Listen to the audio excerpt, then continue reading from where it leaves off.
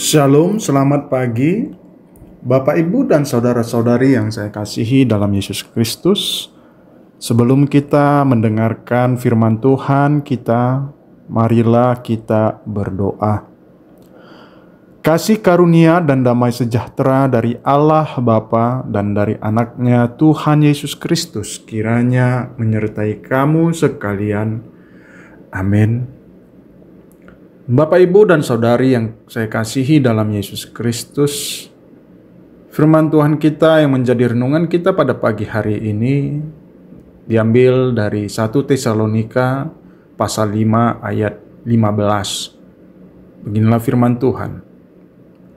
Perhatikanlah supaya jangan ada orang yang membalas jahat dengan jahat, tetapi usahakanlah senantiasa yang baik terhadap kamu masing-masing dan terhadap semua orang. Demikianlah pembacaan firman Tuhan. Bapak, Ibu, dan saudara-saudari yang terkasih, suatu hari ada seorang pemuda bernama Daniel yang bekerja di sebuah perusahaan.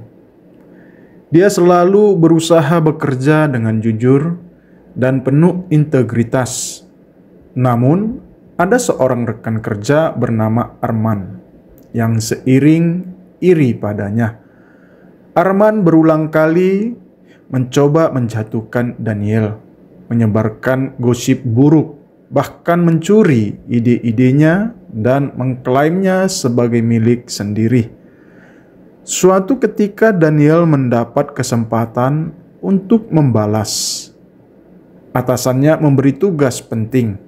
Dan Daniel tahu bahwa Arman tidak memiliki cukup informasi untuk menyelesaikannya.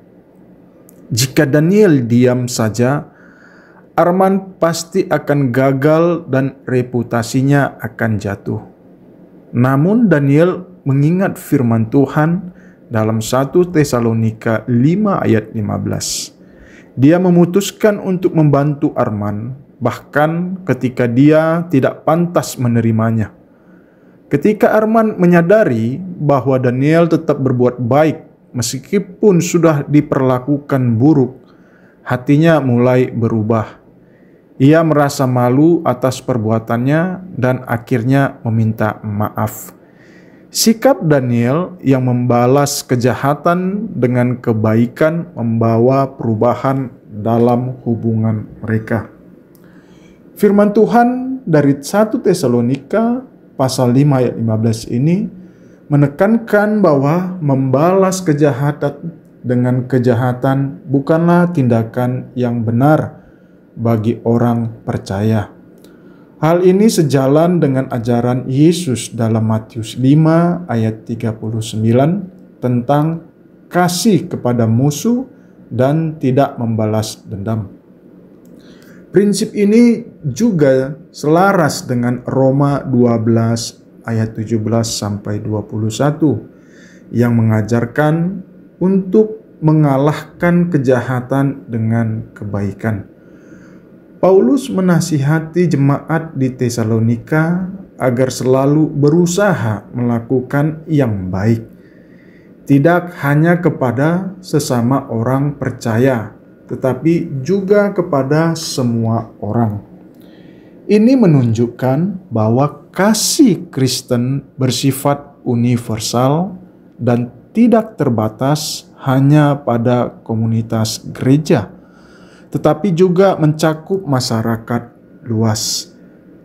Kata usahakanlah dalam ayat ini menunjukkan bahwa melakukan yang baik membutuhkan usaha, sadar, dan aktif.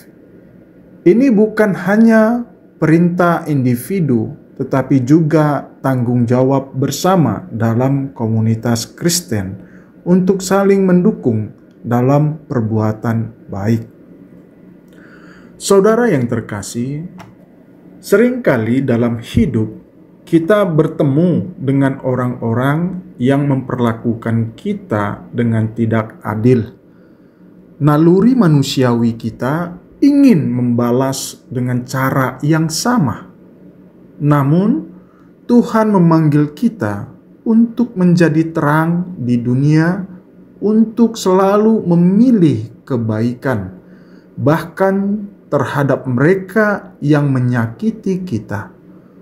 Membalas kejahatan dengan kebaikan bukanlah tanda kelemahan, tetapi bukti kasih dan kekuatan dari Tuhan yang bekerja dalam diri kita.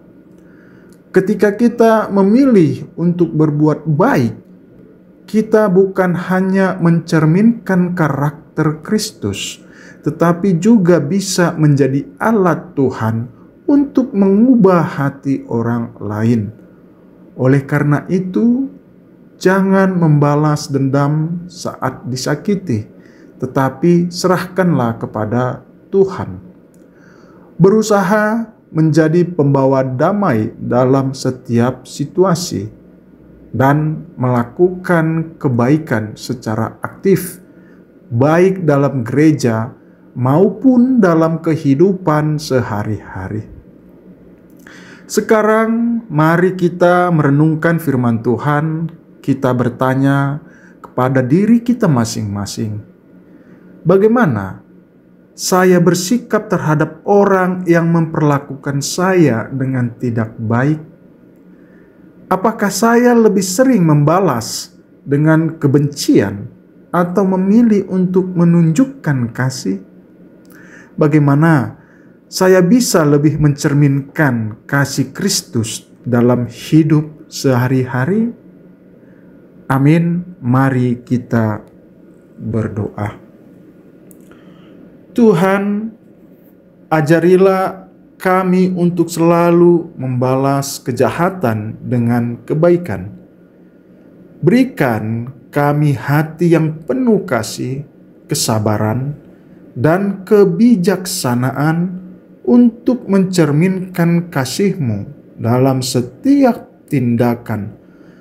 Mampukan kami untuk menjadi berkat bagi orang lain, bahkan bagi mereka yang sulit untuk dikasihi.